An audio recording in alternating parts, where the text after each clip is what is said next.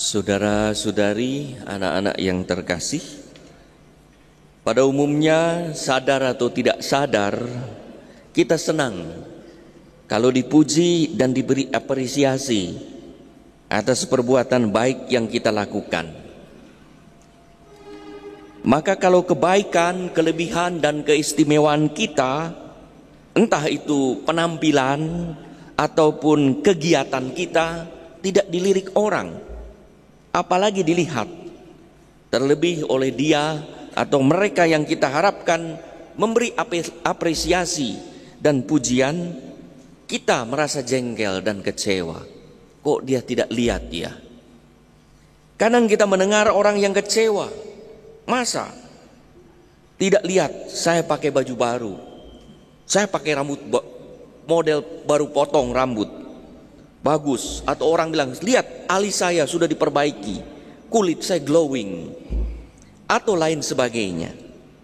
Ada juga orang yang kecewa karena pelayanannya, pemberiannya, sumbangannya tidak dianggap. Orang berkata, saya sudah terlibat, saya sudah turut menyumbang loh, masa tidak dihargai? Hal yang sama juga terjadi saat berkaitan dengan kegiatan keagamaan dan kehidupan rohani. Ada orang yang melakukan aktivitas religius, berdoa, beribadat, dan praktek spiritual mendalami kehidupan rohani untuk dilihat orang dan dipuji, serta untuk mendapat apresiasi. Maka kadang ada orang yang sengaja mempertontonkan doanya, puasa, dan amal yang agar dilihat oleh orang lain. Dalam Injil hari ini ada beberapa kali kita mendengar kata dilihat, serta mendapat upah. Yesus menyaksikan bagaimana ada perlombaan kegiatan keagamaan, bahkan yang dilakukan oleh para tokoh umat dan masyarakat yang seakan mau menunjukkan kehidupan rohani mereka. Padahal bagi Yesus, mereka melakukan kegiatan keagamaan bukan untuk meningkatkan kehidupan rohani. Jadi ada beda. Kegiatan keagamaan ini adalah yang apa yang kita lakukan. Berdoa, sembahyang, beribadah, lakukan devosi, jalan salib, ekaristi. Itu kegiatan-kegiatan agama. Ada kehidupan rohani, yaitu relasi kita dengan Allah. Apakah kegiatan-kegiatan keagamaan ini makin membuat kita dekat dengan Allah dan akhirnya berbuah pada perbuatan baik sehari-hari?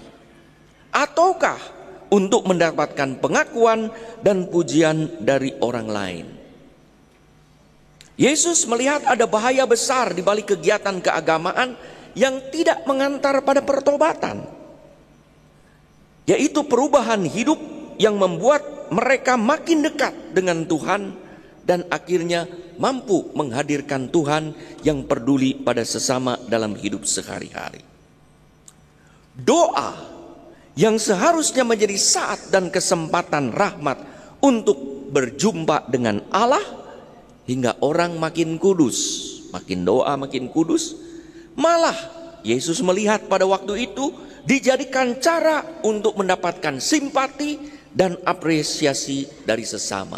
Maka dipertontonkan. Doa sepantasnya tertuju kepada Allah yang berbuah pada sikap baik pada sesama, bukan sekedar menyebut dan bahkan menggunakan nama Tuhan tanpa ada relasi dekat dengan Allah, agar mungkin dirinya dipuji dan mendapat apresiasi. Puasa seharusnya menjadi saat dan kesempatan mengendalikan diri agar hidup lebih sesuai dengan kehendak ilahi, bukan menjadi alat untuk memuaskan nafsu dan naluri dipuji dan diberi apresiasi. Tindakan amal seharusnya menjadi saat dan kesempatan menghadirkan Allah yang murah hati dan penuh belas kasih. Bukan menjadi ajang agar orang memuji dirinya sebagai orang yang baik dan murah hati, Tetapi bagaimana dengan tindakan amal kita? Orang memuliakan Allah. Ketiga praktek keagamaan yang seharusnya mengarahkan orang pada Allah, malah digunakan oleh orang-orang yang hidup pada zaman Yesus itu untuk dilihat supaya orang lain memberi pujian dan penghargaan. Saudara-saudari yang terkasih, ada banyak sekali di sini anak-anak yang hadir. Banyaknya orang adalah satu tanda sebetulnya pertobatan itu adalah sesuatu yang membawa sukacita. Maka Injil hari ini berkata, jangan muram kalau berpuasa. Karena apa? Sukacita. Ketika bertobat itu bukan sedih, tapi bersukacita karena kesempatan makin dekat dengan Tuhan, dan juga kesempatan untuk berkembang makin dekat dengan sesama, makin bersahabat, dekat dengan Allah, akrab dengan sesama. Itu kesempatan tobat. Maka penuh sukacita. Nanti kita akan diberi tanda bertobat. Kerajaan, percayalah, bertobatlah dan percayalah pada Injil. Dan warta tobatnya bertobat, percaya kepada Injil. Kabar baik di mana Yesus datang untuk mengampuni dosa, maka kita mengalami sukacita. Maka perjalanan Rabu Abu ini adalah perjalanan menuju Paskah yang penuh sukacita. Mari kita melakukan doa, tapa, pantang, dan puasa serta amal kasih untuk mengembangkan kehidupan rohani, yaitu makin dekat dengan Allah. Bukan sekedar praktek keagamaan. Dan dengan makin dekat dengan Allah kita makin kudus, makin murah hati, makin sempurna seperti Bapa, hingga apa yang kita lakukan memuliakan Allah lewat karya kasih kepada sesama. Ada banyak contoh yang bisa dipraktekkan. Memang yang diwajibkan itu anak-anak mulai berusia 14 tahun ke atas. Tapi yang lain juga anak-anak kecil 7 tahun, 6 tahun bisa melakukan dengan cara sederhana. Misalnya saya berpuasa, berpantang. Pada hari pantang kan, hari pantang dan puasa itu ada pantang dan puasa Rabu Abu, Jumat Agung. Sedangkan hari pantang itu pada hari setiap Jumat. Anak-anak bisa melakukan yang biasanya bermain game, entah game online atau game virtual.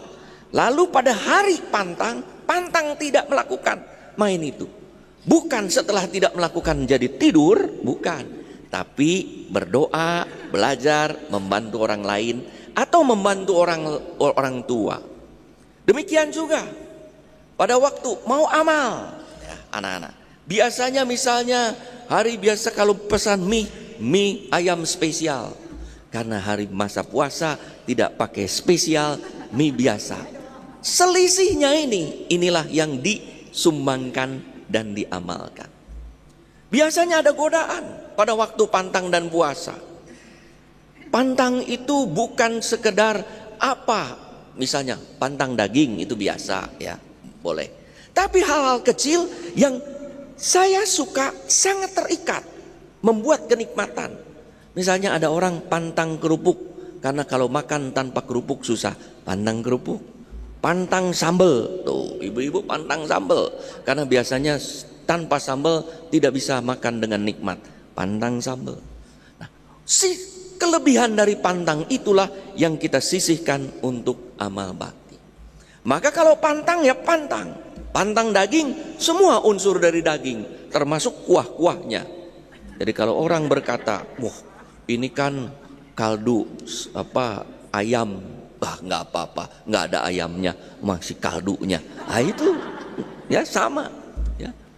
Makanya boleh tidak kalau lagi pantang daging makan mie kocok, kan nggak ada dagingnya, hanya ada kikil. Nah, kikil itu bagian dari mana? Dari sapi apa dari plastik? Ya, dari sapi. Ya, pantang. Maka, nah apa yang kita pantangkan dan kita lakukan, itu kita lakukan untuk Tuhan. Karena Tuhan memanggil kita makin dekat, makin bersahabat dengannya. Maka pada pantang itu kita pada hari masa Prapaskah ini kita diajak untuk berdoa dan bertapa, berpuasa, berpantang, beramal. Maka lebih pada masa-masa ini kita menyiapkan waktu lebih daripada itu.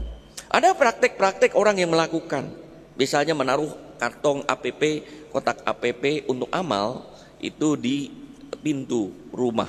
Ketika keluar dia masukkan, atau ketika pulang ada sisa bagian dari uang jajan, bagian dari apa yang harus biasa dibelanjakan, kita tidak belanjakan, tapi kita ingat untuk kasih puasa pembangunan, lalu kita masukkan. Itulah beberapa praktek yang bisa kita lakukan. Saudara-saudari yang terkasih, perbuatan-perbuatan baik ini mungkin tidak dilirik, apalagi dilihat oleh sesama, tetapi pasti dilihat, diakui, dan diapresiasi oleh Allah. Maka dalam kitab suci beberapa kali Injil hari ini dikatakan Allah pun akan membalasnya yang tidak dilihat orang. Allah akan berkenan menganugerahkan apa yang pantas bagi kita. Maka kita akan makin memahami bahwa doa, puasa, dan amal adalah sebetulnya ungkapan kasih kita kepada Allah. Dilihat ataupun tidak dilihat oleh sesama, saya tetap lakukan. Dan kita yakin Allah akan berbelas kasih dan menganugerahi apa yang pantas kepada kita. Doa, puasa, dan amal adalah juga ungkapan kepedulian kita kepada sesama yang membantu kita berjalan makin kudus. Maka masa pantang dan puasa Prapaskah ini adalah kesempatan rahmat yang harus kita sambut dengan penuh sukacita, karena kita diberi kesempatan makin dekat dengan Allah supaya kita bisa makin bersahabat dengan sesama. Mari saudara-saudari kita lanjutkan dengan upacara pemberian tanda salib.